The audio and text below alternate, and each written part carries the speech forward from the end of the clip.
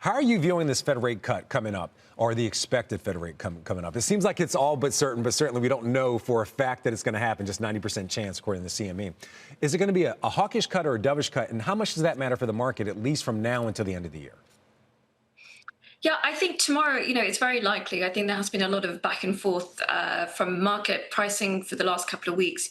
But given that the market is pricing in about a 90% cut and there hasn't been any kind of pushback, certainly not in the Fed's interest to surprise the market. So I think it's fair to say that it's very, very likely that tomorrow we will see another rate cut.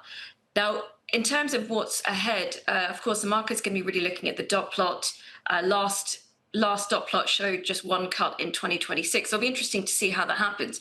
Now, we're expecting a bit of a hawkish cut, I guess, one pointing to the idea that the Fed has to take a step back from here, maybe just appraise the situation, see how the economy is evolving, how the labor market is performing, and of course, how inflationary pressures are moving. But we are still anticipating at least two cuts next year as the Fed tries to take rates down closer to a neutral rate territory and provide a bit of a boost to the economy. I don't think it needs much, but certainly a little bit of help for some of the income groups, some of the pockets of the economy that have been a little bit strained.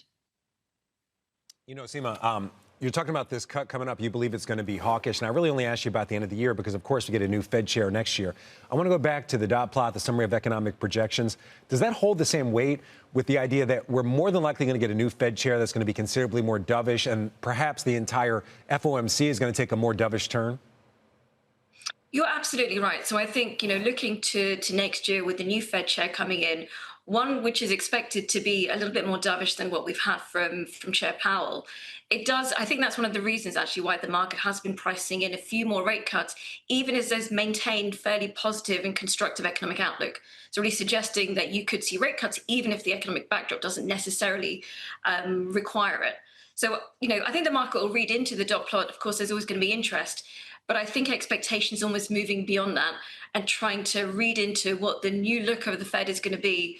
And certainly even the rest of the members, will they try and be a little bit more hawkish to offset the new chair? So I think there's a lot of navigation for the market to think about over the coming months. All right, let's get actually back to the stock market for a second. We saw a very notable voice in the market, Ed Yardeni, say he's underweight the Mag 7 earlier this week.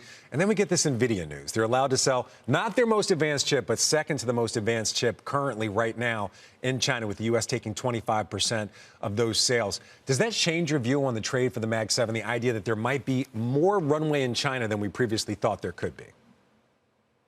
Well, we've maintained a pretty positive outlook for the Mag 7 through the volatility. We continue to expect that. Now, this latest deal is good news for Nvidia, certainly.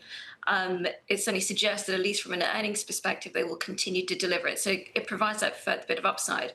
But actually, I do think that the market is, of course, focusing on the earnings results as they come through quarter to quarter. But so much of the Mag 7 and the AI trade is really a long-term perspective, trying to understand the productivity gain. So this is important, and it certainly helps shore up that positive story. But certainly from our perspective, this is a long-term narrative, which, there'll be moments of stress inevitably, just like we've had in the last month or so. But we do think the narrative is going to persist. All right, more broadly about AI, Wells Fargo out with a note earlier today.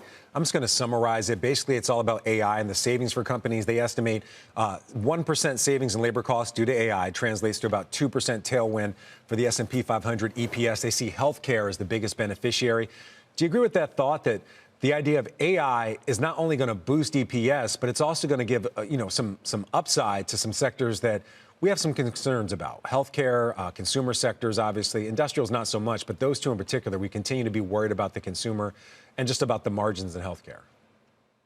Yeah, I think, up till this point, a lot of the focus, of course, has been on the Mag 7 companies. How is technology going to be performing? From here on, a lot of it, the narrative is going to be focusing on what are the second round benefits, which are the other industries which are going to be doing well and seeing those productivity gains. And healthcare really does sit at the forefront of a lot of those hopes in terms of what AI can deliver. There are other areas, of course, and, as you mentioned about the labor side of it, what is the impact? What is it going to do to labor costs? But overall, we do believe that, increasingly companies across all sectors are going to be adopting AI and really starting to see those productivity benefits. The timing of that is difficult to call. And I think that's one of the concerns for the market, is that they don't know exactly when we can expect to see that come through. But again, as an investor, you want to take a longer term perspective. And certainly if you believe in AI and believe in the kind of the potential for what these companies can benefit from it, then I think you have to be fairly positive, quite positive on the long term perspective too.